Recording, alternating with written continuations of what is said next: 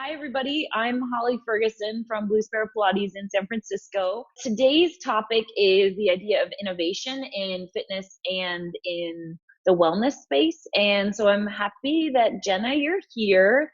And for those of you who I'm sure you know Jenna, but she is the founder of Brink, which is a virtual conference for movement and wellness professionals in Chicago, like she mentioned. She's also Pilates movement instructor, coach, entrepreneur, educator, all kinds of things.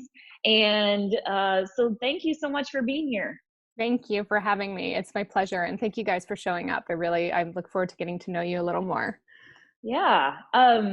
So I'll just start with not the easiest question, but jump right in. So I don't remember when it was, but a few months ago, I remember seeing that you had posted an Instagram post that you talked about how when you rented your current space, that you rented the new space before you had sold your studio, and that you wanted to have a space that was moving again.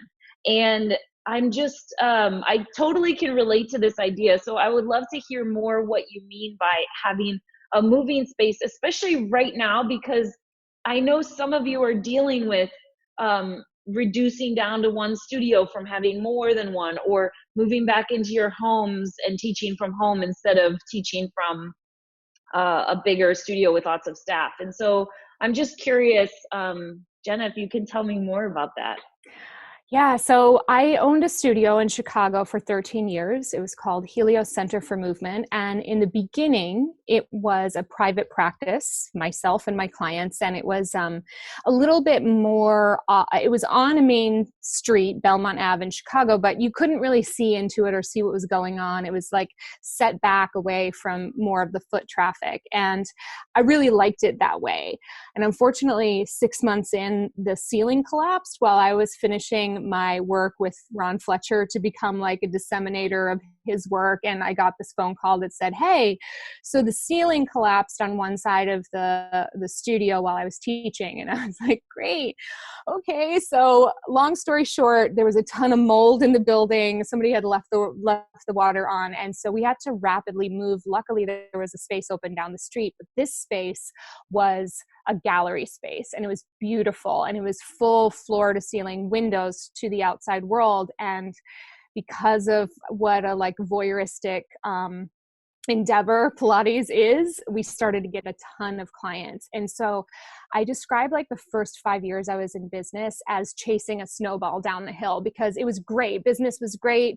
Everything was going. I was rapidly training up teachers and seeing all the clients and doing all the things and like, paving my way to a distinct severe case of burnout, which I didn't know at the time.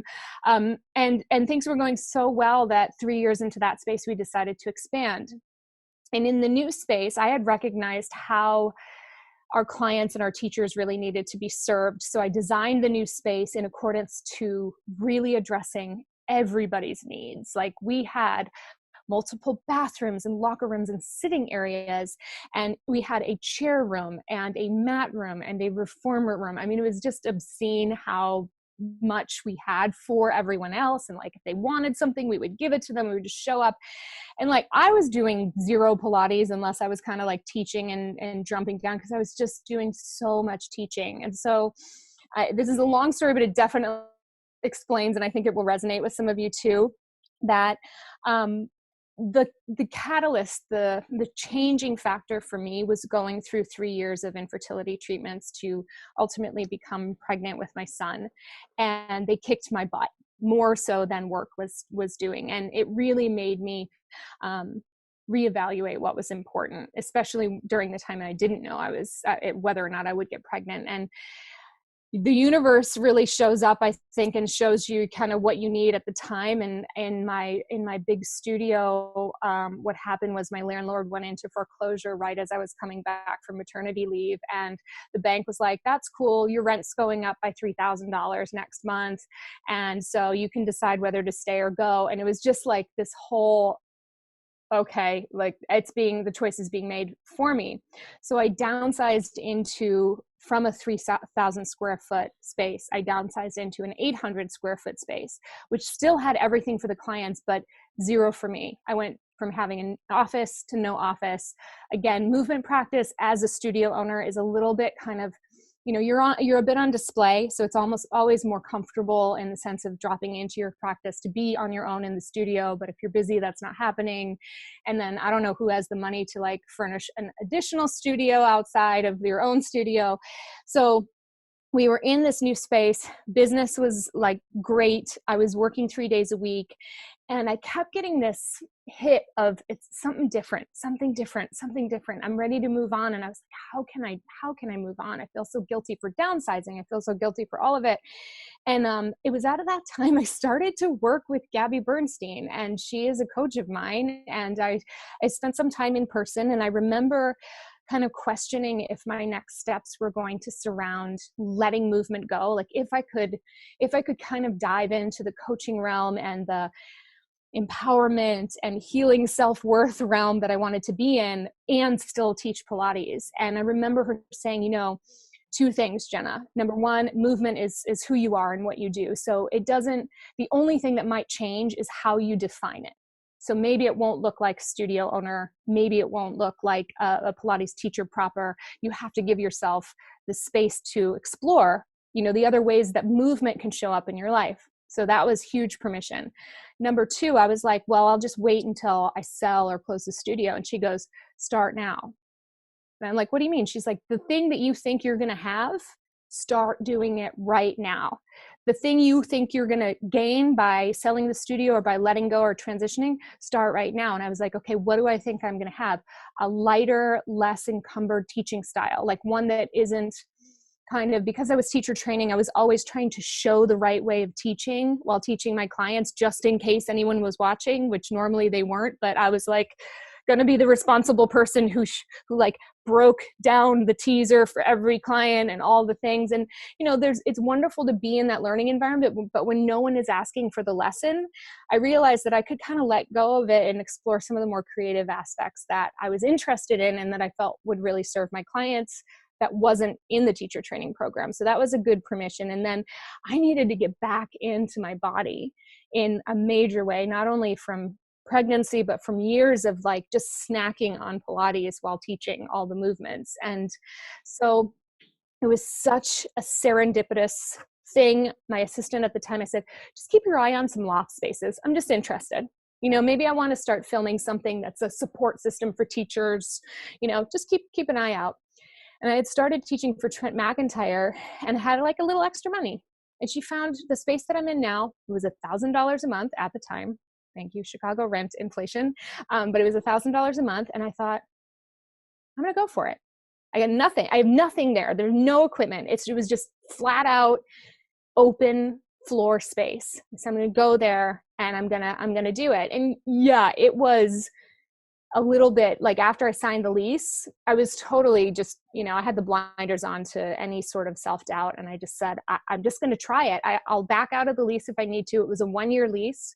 And I thought I'll just work harder if I need to afford this, which maybe isn't the best thing in hindsight, but I was so driven to act as if I had the freedom that I wanted in my schedule and the movement practice that I needed in my body that I went for it. So that 15-minute answer to your question is how. It's interesting, even in that you said 13 years, because right before this crisis, I was downsizing to a smaller space because of many of the reasons that you're talking about. And after 13 years, I'm like, I'm the least in shape person in my entire studio. And I don't like this. And I don't want to be responsible for everybody else's needs above mine. And unlike having a child, I had cancer. And in the same way, it prioritizes you in a little bit of a different way. And so I definitely really related to that post and you talking about how you wanted space to kind of fall in love with what it is that you like about teaching to begin with. And I definitely toyed with over the last year of like, do I need to go into tech? I mean, I'm in San Francisco. I could make a lot of money. Even though I'm not in tech, I could make a lot of money. Mine was always real estate. That's good too. And Yeah. it just is interesting because there's part that like so much of who I am is being a Pilates teacher and not for the Pilates, but more for the movement and the coaching aspect of it, that it didn't feel right to just abandon it. Yeah. But it also didn't feel right to continue what I was doing. And so I don't know, I just feel like that it really spoke to me. Well, I think what's interesting, I love to speak to that point right now because so many, I work currently, I'm very, very grateful to say I work with hundreds of instructors right now. It's kind of amazing that this is where I'm at in within coaching groups and membership and private clients. It's just incredible. But there is a common thread, and that is that it's of two separate emotions. The first is complete panic and fear, and the second is rage. And a lot of teachers we're trying to name it, right, so it can be a thing that we can work with, but a lot of teachers that I'm working with right now are really pissed off at the fact that what they bought into is not what's happening. Like the future they bought into has shifted and they weren't ready for it. And that looks a lot of different ways. Like maybe they weren't ready to be out of work, or maybe they never wanted to go online, or maybe they didn't want to think about how they needed to talk about what they did to get their clients to come on board with them in a new venue like the online space. And so what I find is it has been interesting is that we are going through a kind of collective grieving period in our community and in our profession that says, oh, what I thought this was is, or what I bought into is not exactly what I thought it would be, essentially. So what that means is like, I thought that simply by teaching Pilates that I would be fulfilled in all the ways, and maybe by osmosis I would have the Pilates effects in my body too. Not the case, right? Yeah. Or simply by going through the heavy lifting of bringing myself online, which is uncomfortable for many who aren't tech savvy or never wanted to be in the first place, that people would show up, which also isn't the case. And what I'm seeing is that this space that is, I think it is it's very present right now, where the question is, will you step into a place that really recognizes your needs, your intentions, your philosophies, and uses Pilates to effectively deliver those things to your clients? Or will you be mad about what didn't happen? Yeah. And so, and I don't mean like you're good one way or you're bad another. I think that people who aren't ready to kind of step into ownership of what they really need in their life, that lesson's going to keep coming up. It just does, by virtue of, dharma. But in the grand scheme of things, I think that we have this opportunity to say, okay, like I've been given the gift of space, and like my mother has gone through cancer, so I have a personal connection with that. And sometimes the space of a condition or an injury or surgery or a global pandemic, however horrifying the whole experience can be, it also brings you into the space where you're very clear in your perspective. Like, oh, right now, that class that I used to teach on Thursday mornings at 5 a.m. that I didn't love teaching, and they always showed up kind of, maybe they didn't, like that one's gone. We don't need to deal with that one anymore. It's off the schedule. We're not gonna wake up at 5 a.m. when we literally don't have anywhere else to be. And that like late night class that some people came to, but not everybody, nope, off. We're focusing on where we shine. We're focusing on where we get what we need. And I think yes to all of that. Like finally, yes, no more. We're done with the hierarchy. We're done with the guilt. We're done with the, like, you have to show up and bleed your own blood for your clients to get one level of joint articulation. Like we need to create space for ourselves and our clients. And then we meet in the middle in a partnership. And I think that's the new paradigm that we're looking at right now.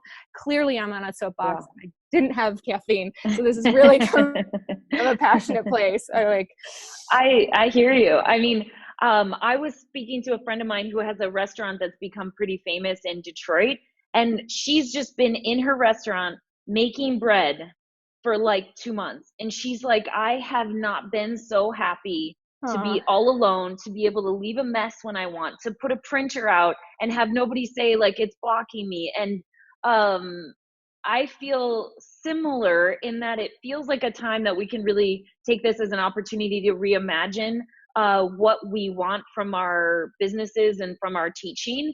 And I feel like there's a lot of possibility, which is really exciting. And like you said, you cut loose all the things that are just pain points or don't serve you. I feel like I've had many conversations with clients where they're like, when I'm like, I can't add another hour, like I already am teaching too much, and they're like, what are you doing all the time?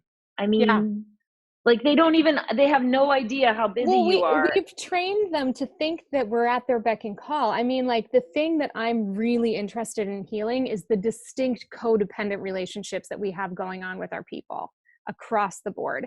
And let's just hold space for the fact it's the best intentions. Our hearts are leading, but the problem is our bodies can't keep up with all the love we want to share through Pilates. Yeah. And, it's not a sustainable partnership. And in many ways, my journey with my own clients has been, oh, wow, I have people who have been with me twice, 3 times a week for 20 years. I used to think that was a badge of honor in the old paradigm of our work. And now I'm like, that's not good. Like they No. need to be doing something for themselves. Like I have shown up too much at this point in time. And I own that. And I'm doing the best I can to course correct it. But I really feel that right now, like we can set boundaries based on the fact that the government had set quite a few for us. And sometimes Yeah. the internet shuts down a thing that doesn't need to be happening for your own, energy. But I also think that like now's the time. I used to say that this was like 2015 when I used this acronym that busyness stands for bypassing unwanted states of yourself. And so when we overschedule and overdo and overshow up, it means that we're not attending to something that's like, hey, can you maybe pay attention to me over here, no matter if it's good or bad. And now we've got extra time, and teaching on Zoom is exponentially more energy, because normally in life, like a student or teacher doesn't just evaporate in the middle of a session. So you're trying to keep, the energy going, and you're trying to keep everybody present and directed and all of the things. So it does take more energy, and we do have to put those hard lines down and say, no, like my ability to be able to give you what I believe you deserve in this session is dependent on me teaching X amount of hours, and that's it. Yeah. Yeah. I agree. And so do you think that this crisis has changed the fitness and wellness space in some positive ways? And I what hope would so. those be? Yeah, well, I mean, and again, like I want to acknowledge that the crisis for those who are suffering from coronavirus, for those who have lost loved ones, for those who are struggling in their businesses and in their own heads with fear, like that is a very, very real issue, and it breaks my heart every single day to think about it. And if I can take that and just place it on a shelf for a moment and talk about the peripheral effects of what's happening in our industry, people continually ask me, do you think the Pilates the Pilates industry, do you think the Pilates industry is going to die? And I say yes, and because the way in which we've always done things has rapidly shifted. We've all had to change. It doesn't mean the way we teach particularly change. It doesn't mean the movement changes, but it just means the vehicles by which, and also the business models that we've been operating under, meaning like, wait a second, who has 3 to 6 months worth of cash flow in their savings account as a Pilates teacher? 0 people. I certainly didn't. No. Who has that backup that says, oh yeah, if we have to stay home for a year, I guess I'll just keep teaching it. It's not, what we've been doing in our studios is not sustainable for growth in a way that takes effort off of our backs. So in the effects of what's happened from the pandemic and quarantine, like I hope to God that it changes for us, because I think we can actively be investigating and really listening to what people want, what they need, and what we're available to give them, and start creating models that reflect those things that are of like our top value, instead of paying attention to the BS, bikini body, lose this, gain that, thigh this, whatever it is. I just did a survey. God, Holly, you got me on a really passionate day. I'm sorry. Good. I did a survey of women in their 40s to 50s, the vast majority who checked the age category of 55 to 65 clicked a box that showed a small waistline with a tape measure around it as the thing that was most motivating to them in terms of health and wellness. Never once did I use the term fitness, health and wellness. My mouth dropped. I asked them 2 additional questions. The first one was, what is a word that describes a program that was made for you? The things that came out were gentle, empathetic, fun, engaging, belonging, things like that. What is a word that described a program that was not made for you?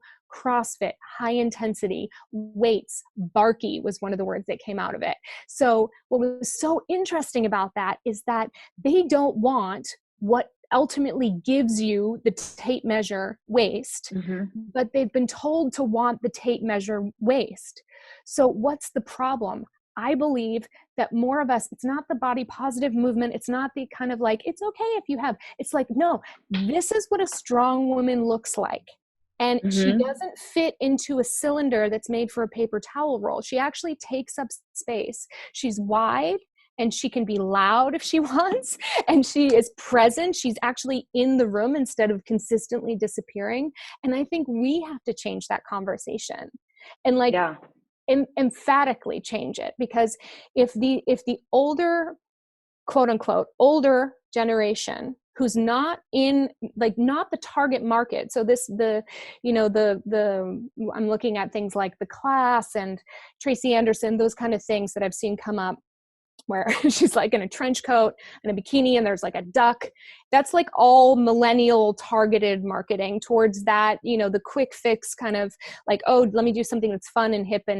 But the people who are in that 55 to 65 age bracket and a little bit on each end are receiving that messaging too. They're getting it also. And there's nothing else coming their way other than like curves or like sit and be fit and boring things that nobody wants to be a part of. So I think we have to step into our own and be like, hey, sister, aging right now is cool. It means the opposite of death, actually. What that means, it means you're still alive. You are evolving. And I'm so pumped up right now about this, like, celebrating the aging process, because in our country, specifically, what's happening is like we're effectively looking at the older generation who's in the nursing homes and being like, good luck. Hope you make it out alive. If you don't, like a lot of the younger people, it's not my grandpa, it's not my parent, I'm going to spring break, right? So there's a gap here. And so I hope the fitness industry shifts. I hope they wake up. I am also realistic enough to understand that in the fitness world, it's going to be business as usual, because fitness is about money, not health. But in our world, where we get into the element of like empowerment and being with your body and like living your day and returning to life, like I think now is the time for us to start celebrating the other element, which is wisdom, strength, bodies that have done a thing or two. My body at 20 looked great. I had nothing happen to it. 0 things happened to it at that point in time. Now I've been sliced and diced a level of things. And, it still looks great in consideration for what I've lived through with it. And I know you can meet me on that. So, yeah. Have you read the book, Untamed by Glennon Doyle? So I will tell you this, I am writing right now. And so I will not let myself read it yet. Because I'm a huge fan of Glennon, and every time I write while I'm reading her, I write her, Like, I've been reading little blurbs, and it's also like every time I read the blurbs, I'm like, God, she's in my head right now. It's just like, but I'm excited. I'm excited about that. But I'm all for everyone else. Yeah, please. For everyone else, on Untamed by Glennon Doyle, like she talks about being an untamed woman and how we have to live the life and the way that we are true to ourselves versus being true to this like ideal of what a woman is like, or what a Pilates teacher is like, or the indoctrinated aspects of femininity and motherhood and what being a wife and all of that stuff. It's a great book. It's like Yeah. one of those that's make you like, yes. Yeah. Well, one of my favorite things to say to people when they start talking about like the legacy of Joseph, and let me qualify this by saying I've worked directly with a first generation teacher, and I am all there for the history, and I have all the books and all the Chuck paint or pictures and everything like that.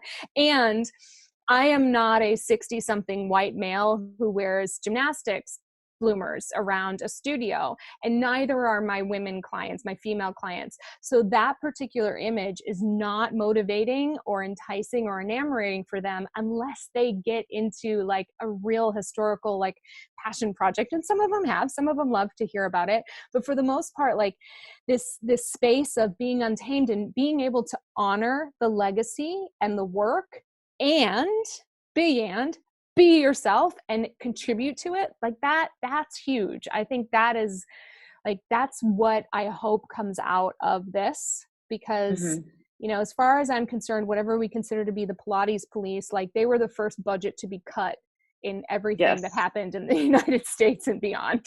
Their budget's cut, they don't have as many people, they're all on furlough. Go and teach your work, do what you want, and like share it with your people, empower them, go and keep going.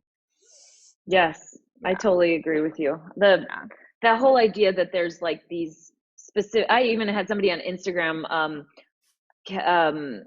comments just like 2 days ago, and they said, you better check your manual because you're not breathing, you know, like, and I was just like, who has the time? And I'll tell you normally I would just obsess about that and be like, oh no, I better check my manual and make sure I'm sure. And like, I don't care anymore. No, we can't care anymore. That person is not, if that person's purpose is in correcting every Pilates teacher on Instagram, I'll tell you what, I want nothing to do with them as a teacher, first and foremost. And secondarily, that is a low vibration conversation. I want to be with the person who says, I wonder what would happen if you did this.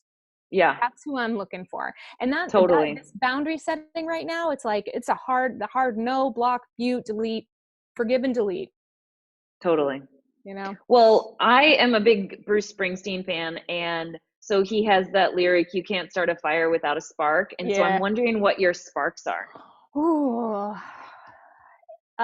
Deep question. So a while back in the throes of burnout, I kind of had this, the moment I say I got Shawshanked.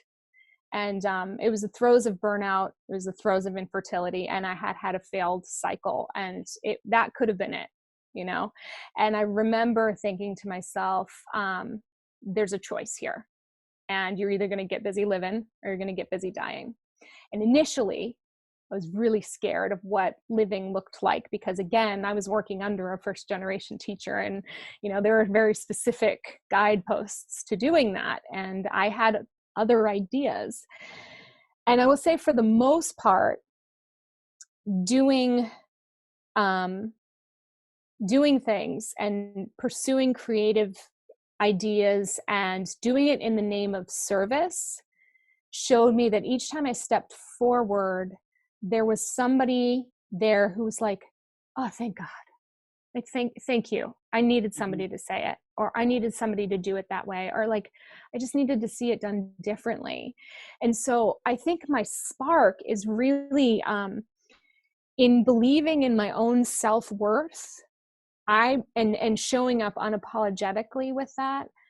I believe that it in turn allows space for people to embrace their own unique contributions and show up with theirs. So there's this creative landscape that I think thus far has been untouched, especially in our work. And I'm here for it. I want to see what people are creating. I want to even see them mess up along the way, because I think that's kind of interesting when that stuff happens. And I'm always in complete celebration if I fall out of something, or, you know, I don't mean complete celebration, but I laugh because it's like, oh, great episode of this teaser. Like, I wonder what will happen on next week's show. Like, it just doesn't, it's, the spark is showing up every day. It's just going and like, okay, here's your choice. You know, you can choose how you're going to engage into this day. And I think that when we make the choice and we wrap it up real tight in expectations of how it's going to turn out, it doesn't necessarily work for us well. But when we wake up and we're like, okay, this is how I'm going to choose to be today, or this is how I'm going to choose to start my day. So whether it's like with, you know, a nice glass of water or a meditation or nothing, or just coffee or whatever it is, it's like, this is what I'm going to do. And then we'll see what happens. And it's like really that engagement in the mystery and the wonder and all of that, just simply by saying, oh, I wonder what comes next in this day. Yeah. Last week we had, it's like so dramatic. I live in the city of Chicago. We had a fugitive who was hiding in our backyard, and in the middle of homeschooling, we had all the cops out front, and my husband told us to lock the doors, and we kind of hunkered down, and he ran out back, and he was like holding the guy there as the cops came to get him. And it was this whole, you know, it was like heightened anxiety and craziness. And then he came in, and I just went, and scene. Like, and that was just it. It was just like, and scene. We're all safe. We made it through. Interesting story. I wonder what I will learn from this, you know? Yeah. But it's that being here for your life, I think, is the spark. Yeah. Yeah. Awesome. Well, do you have any suggestions about ways that people could tap into their own creativity about teaching or about their businesses? Yeah. I have assigned to most of my coaching groups at least 3 half-hours of dreaming time per week. Now, it's going to be awful at the beginning, because generally speaking, what happens is people go, okay, carve this half-hour of time out, and I'm going to sit down and I'm going to dream, and then nothing happens. It's just like, and people are like, well, I showed up, like, why is it not coming? Why is it not coming? But being able to tap into your creativity is just, it's a muscle like any other. It needs consistent practice and trust, and, you know, a little bit of grace when it's not happening, to say, okay, like, just like in an exercise, this one's not for me today, so I'm going to let it rest. But having a practice that is at least 3 times a week, if not more, it really starts to train your brain to look for that space, and allows you to have creativity as a regular expectation, instead of something that just dawns on you generally in an inopportune time. But for those inopportune times, I keep an app on my phone called Otter. I think it's Otter, like OTTER.ai. And it is a transcription app. And so I have it all the time. And if something good comes my way, then I voice record it, and it writes it down, and it keeps it in a note. And then I take that and I use that for my dreaming time the next time that comes in. But I do think that, like, our self-care practices, which I've really shifted to reframing that and calling it self-attendance practices, because we're really, attendance is showing up for yourself. So those quieter times where we don't have an agenda or a responsibility, the times, even if it's just 5 minutes sometimes, to just sit and breathe or listen or take a bath or just lay in bed before you actually fall asleep, those are so important, because it's where you connect to self and source. And in the terms of like our codependent tendencies, where we want to show up for the world, we have this central boundary that surrounds who we are and where we find our spark, what lights us up. And then we have this other boundary surrounding that, that's like how our interactions with others affect us. So healthily, we're able to show up empathetically for others. Unhealthily, we take on their stuff and it becomes ours, and we know how that turns out. And then you have this third boundary that's like how you show up in the world. So whether you are, I don't know, like the person who spends hours online liking everybody's posts because you think that you need to do that, or the person who like always shows up with snacks at a place where nobody's asked you to bring snacks, but you're the person who brings snacks, so you got to bring the snacks kind of thing, and you're doing it as a burden.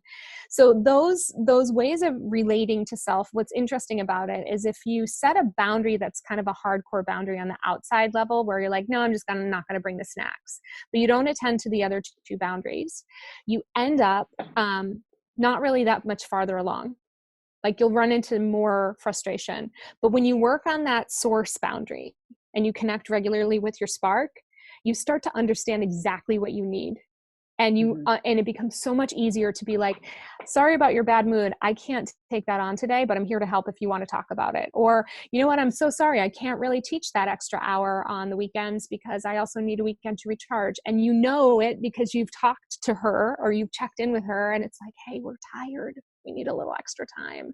And I think that from that relationship with self, you have so much creativity, health, realistic service to give that would be my number one tip, if that it doesn't feel like it's a good enough word for it, but to kind of start cultivating this new space that you want to be in, especially if you're on the brink of a change, pun intended. Yes. And in terms of things that you're excited about in the field, are there things that you're really excited about or more scared about in terms of like the innovation that's happening in online? And I'm super excited for everybody who's showing up with their work and just doing it. I'm excited for those people who are pursuing where they're being called, like those people who found themselves in the online space and are loving it.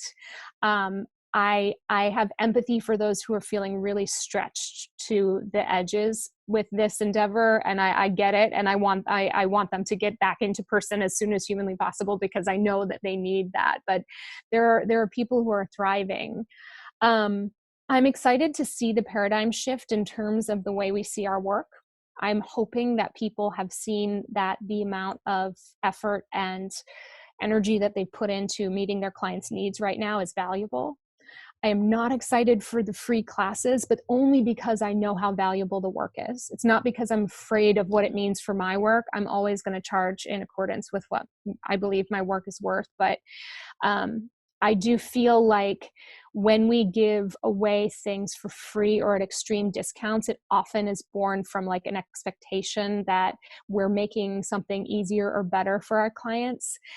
And I think that many times what happens is in discounting our prices, we discount the idea of the experience for our clients. And we give high level experiences. And so I am excited and slightly fearful. I'm excited for the fact of Pilates teachers owning their worth and charging accordingly. And I am fearful that the economy conversation will keep them from doing that. And the thing is that, again, with the boundaries, our job is to charge what we are worth and deliver. And their job is to show up for it. Our job is not to make it more comfortable for them to show up for it. It's not to make it hard, I mean, you're not going to like have fun with $500 an hour and one client a week or none, but also like not $30 an hour. It doesn't, in the end of the days, every time I've given anything away for free, it has undermined the value of what I've delivered on. And the upsell has been so abundantly hard to get somebody to pay full price because ultimately they needed to want it, Yeah. They need to want it. And when we start to work in such a way where our work is defined and impassioned and valuable, and we believe that, they're going to start believing it too. Yeah. And that's real lived self and others coaching. I have worked with so many people. We've raised their rates over this time for online classes that happen to be on a mat. And the clients have been like, yep, we had one person purchase a membership for her cat because she wanted to help out. So she just wanted to do another monthly membership to help the studio owner out. So she got it under her cat's name. That's nice. I mean, we don't know. And I think we have to be careful about the stories we're telling ourselves about our markets. I think we all have them. I do. I work on it all the time. And if we can investigate that, I have such hope for where we can go. But I do think that, I think the age of the belonging to this community that has certain rules and regulations and hierarchies, I think that's going. And I think the age of supporting the individuals in making a living through teaching Pilates, like, I'm here for that. Yeah. Yeah. Yeah. And you think that's possible, right? Because I definitely Oh believe yeah. that it is possible. I just think it's different than what, the owning a Pilates studio or being a teacher at a studio really hasn't changed in like 50, 75 years. It's been Yeah. sort of the same. And And guess so who right wasn't a good now it's business changing. owner? Guess who What's wasn't that? a good business owner? A Who? successful business owner. Joseph Pilates was not a successful Oh, business owner. like Like, we you? don't talk about that. Oh no, we don't talk about it. Kidding. Great people, genius inventor, genius mind, not a successful business owner. That studio Yeah. had to be saved like 20 times over, and we're Yeah. still working the model of it. So the teaching, I don't have any problem with how anyone teach. I vacillate from extreme classical to, whatever the unicorn wants to do that day. I can go both ways, but my business model reflects what I need to make to buy food for my family. Yeah. That's what it Absolutely. is, So, and maybe some lipstick. I mean, Yeah. for me You too, always need that. Yeah. yeah, a new sports bra. I don't know, like the Yeah. sky's the limit. Like, Well, so since you're planning this big conference, can you tell us a little bit about Brink? I'm doing a syndicated, pre-recorded yeah. video that is, people can watch, but there's a lot more going on than that. Yeah. So my original intent with Brink was to create an in-person event where the premise was, no matter how long you've been teaching, no matter how long you've owned a business, no matter how many people you knew in the industry, you could walk in and you were going to receive the top level of respect as a business owner, even if you're a contractor or an employee. So I wanted people to feel held and respected for the fact that they are professionals who need to earn an income. And then I wanted to provide support services surrounding that element. So initially it was from sales, marketing, branding, mindset work, communication, working as a mother or a caregiver in addition to, pursuing your own business ideas and goals. And so it was great. The in-person event was great. And then this happened, and a year ago, my team came to me and they said, hey, we just licensed a software that's really cool. We had an opportunity to license, and we want to know, like, are you interested in doing an online conference and talk about, like, I'm telling stories about your market. At the time I said, they're not ready. They go, what? I'm like, they're not ready. Most of them, they haven't even heard of Zoom yet. They know Pilates Anytime, but that's about it. Like, give it maybe another year. And so as soon as quarantine happened, I did the math, and I just, I study kind of recession trends, mostly because I opened my business like the day before the recession happened, and it's just a trauma point for me. So I look at the economy and I look at numbers and I say, okay, what's going on? What's happening? And so when I started to see like the fear stories come up about recession and crash and all this stuff, I was like, okay, realistically, I think we're going to have 3 to 6 months at least of dealing with this, whatever this ends up being. I didn't know if it was quarantine. I didn't know, if it was going to be fear-based money, et cetera. And I was like, they're going to need this. They, meaning you and all of the people. Because when I think about what I'm creating, I think about them. And I called the team and I said, you guys ready to do this online thing? And they were like, are you? And I said, I think so. And I had a choice to keep it small or to say, like, let's send an invitation out to those people who are excited to contribute and who have skills to share. And let's use every aspect of this platform to support them and to support the people who are going to come. So over the course of 3 days, we have basically 3 channels of, I'm calling them channels, of study, but you can do any sort of organization of whatever suits your needs in terms of sessions. So it's brain and mindset work. So we have people who are very steeped in neuroscience, like Trent McIntyre. We have people who work on innate integrations, which is I have such a hard time talking about it, but it's like returning to patterns of infancy simply with breath and things like that to calm trauma. We had people talking about dealing with stress and dealing with clients who are overcoming stress, and then figuring out how to wrap your head around emerging stronger. So those kind of sessions. Then we have body is another channel. And so we have in this channel live classes that are going on throughout the conference, in addition to this whole library of syndicate classes. And the reason why this was important for me to have is I really wanted the overseas people who would be sleeping during the live sessions to have options.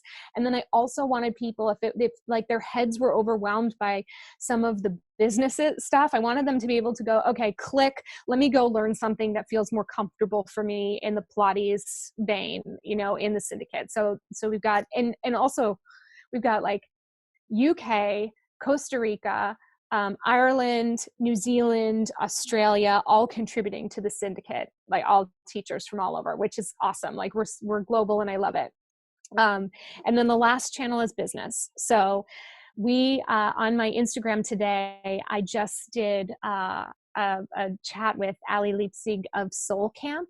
And so one of the things that I've done in my career is I've always kind of skated outside to come back in. And so I've done a lot in the coaching realm, whether it's life coaching or health coaching. I'm engaged with all these really beautiful, heartfelt entrepreneurs. And so many of them are speaking, like the founders of Soul Camp, Ali and Michelle, Allison Davis, who is just, if you want to learn how to sell and not make it feel sleazy, she's it. We have, who else? Rochelle Fredson, who is Gabby Bernstein's book editor, who's going to teach us how to write a book and sell a book and promote a book, if that rings true to you. But let me just say, like, can I say how proud I am that like this is my lineup? We have speaking coaches, we have personal finance sessions, branding on aligning your brand, social media marketing, doing your business without social media is one of our sessions too. Gosh, I can't think of it, but it's like I've just tried to cover the gamut, running a team. So essentially it's 3 days, which is a lot of sitting, but there's a recording option. And so the recording is going to live on an online learning platform that will serve like a website where you will, if you were to do the recording option, you would have a live ticket to attend whatever you want to attend throughout the weekend. And then you also have the learning portal where you would log on after once the sessions are uploaded. And we've got handouts and materials and kind of like pathways for everybody to go. So my intention is generosity and service. And that's what we've been talking about the entire time with all of the speakers. Like, this is what we're here for. This is the time for it. And the focus is on helping people find direction in the next steps of their professional pathway. So the conference is for wellness and movement professionals, and mostly because I work with a lot of health coaches, nutritionists, things, chiropractors, things like that. So it is not a Pilates conference, but it's absolutely for Pilates people. Yeah. Awesome. Do you guys have questions for Jenna? Nothing is or off comments? Mary, go ahead. Hi, Mary. There, you're Hi. unmuted. Hi. Yeah, so I think it's great what we're talking about in terms of things really got shaken up, and for better or worse, and richer or poorer, that's what's happening. We're all committed to this thing. And so seeing how, everything shakes out will be really interesting. And it's nice to know that we will have some level of control and imagination over how the pieces fall, which I think is great. Yeah. You were specifically talking about the business model of Pilates, you too, Holly, about how it hasn't really changed in a very, very long time. And I'm just curious if there are business models that you've seen with maybe things that aren't at all related to the health and wellness world that you think are sort of good templates or starting places for reimagining and reconsidering what it would look like for us. Can I say one thing? I think the exception to my idea that the business model hasn't changed is that there are corporate franchises. And so that like more people in the room, maybe less experienced instructors, that is a totally different thing than I think all of us are most interested in. And I think what's hard about changing the business model is it's so personalized and it's so personal, that there's very few things that are similar. Maybe getting your hair done, I don't know. But go ahead, Jenna, you can. Yeah. So one of the things that I think that's missing in our model is that we don't have a long-term goal-oriented pathway in our businesses. Okay. So what I mean by that is we have our entry level, usually discounted sessions or whatever that entry point is, followed by hopefully some level of private sessions, followed by classes. And everybody has kind of a different iteration of that. And we know that there's some folks who aren't going to get to classes, etc. So the question mark that I always had is, after classes, then what? Because classes felt like you were walking up to the altar to get married, and then you just stay in it for better or for worse, and hopefully you evolve over time. But there's never like a then what. And the autonomy for our clients piece is what I have been missing, and probably why I went into the world of coaching. So here's a difference between Pilates and coaching. In coaching, you have a timed period where you are engaging into a partnership where goals are decided upon and assignments are mandatory. And at the end of that time period, you have the opportunity to engage in a lot of different next steps. So the business model of coaching is there's always a next step, whether it's a course, a retreat, a check-in bundle of sessions, and it's a long-term assignment, a group coaching opportunity. There's always a next step that always has an end on it. There's never a like, you're gonna coach with me for 20 years. Like, there's certainly a way of coming back in. So here's the thing, like, I don't see a major difference, relatively speaking, between my mind and my body. Like, they're both in coaching, my mind is treated as an asset, and my coach is also trusting me to go and do something with what we work on together. And in Pilates, I'm hoping you stay with me until you die, which is, for the long term, if you look at the hours that you've taught over the years, like, financially that looks great. But for each of us, there's a cap on how many of those people we can see. So at a certain point, like, I can remember I started in a health club working 80 hours a week. At one point, I think I was up to $95,000 for my, yeah, exactly. I was killing myself though to do it. I also came from a dance background, and I was just so excited I could make money that I was like, let's do more sessions. I don't know. And I was in my 20s. So, but obviously that's not sustainable. So let me pull back. I think that the model needs to change in that we each have to determine our best pathway that we believe will be a steward for our clients to bring them to where we'd like to see them. And then have some also, like, fail safes for those who are injured and need extra sessions. So maybe it looks like you're going to engage with me for a month on Wednesdays, and we're going to work on this, and this is your homework. And you're not charging by the hour, but you're charging by the month. So you can guarantee, you're going to show up anyways, but you can guarantee that for 1 month, it's this much. And as we're doing this, I'm going to send you homework assignments, and you're going to follow up with me. And then we're going to see where you're ready to go. And in that month, if it's classes, then we're going to transition you to classes. And this class runs in a 6-week session. And so at the end of 6 weeks, first of all, the beginning 6 weeks, everybody pays. So you know exactly how many people are in the class. The teacher knows exactly who they're going to be working with and can use their specialized skills instead of, punting on the fly for whoever shows up that day. And at the end of the month, there's a next step.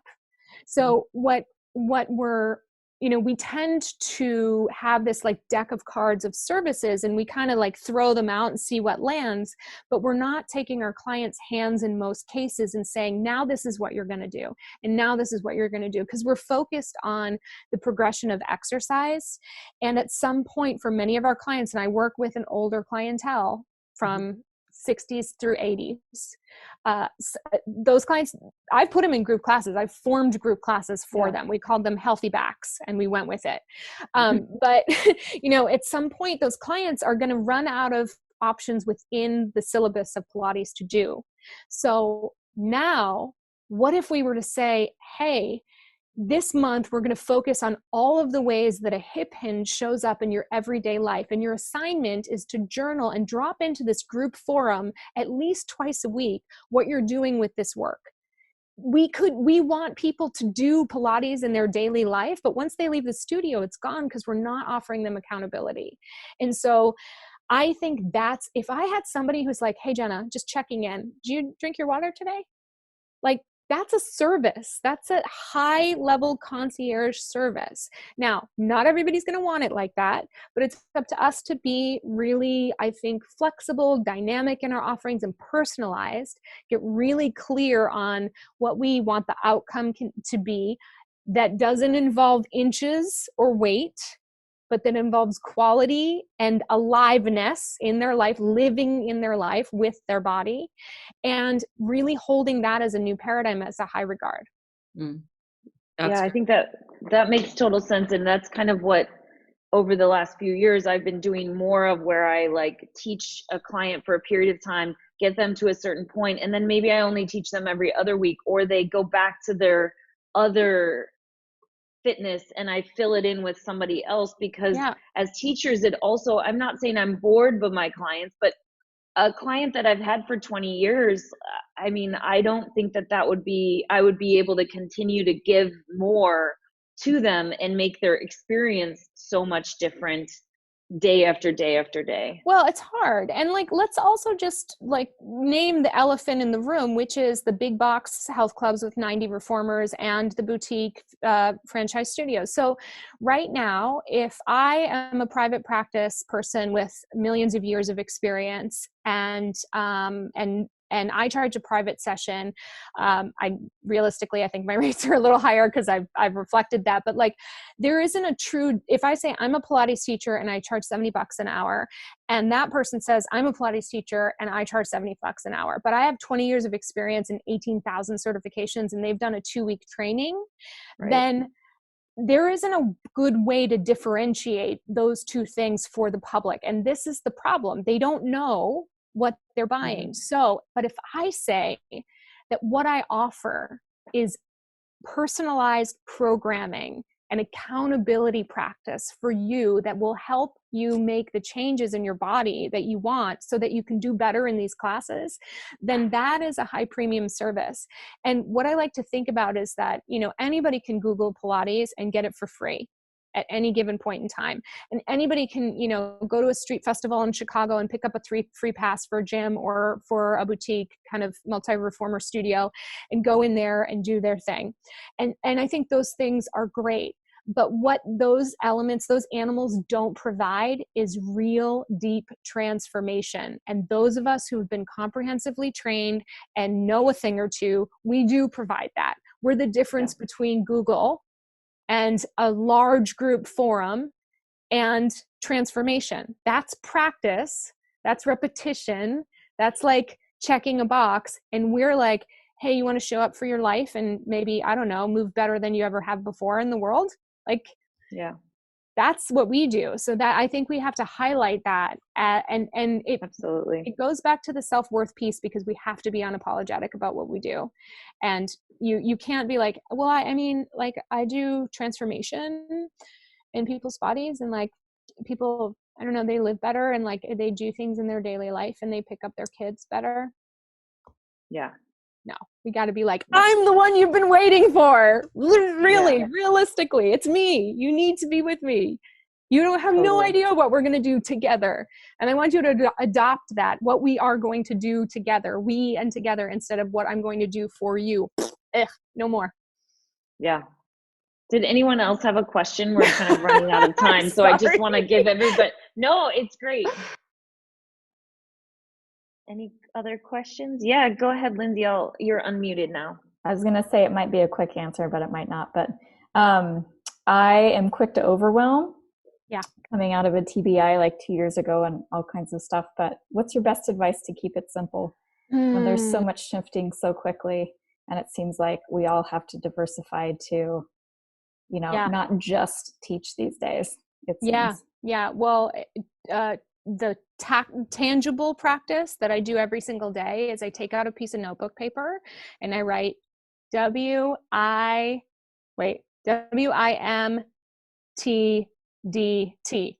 What is mine to do today? What is mine to do today?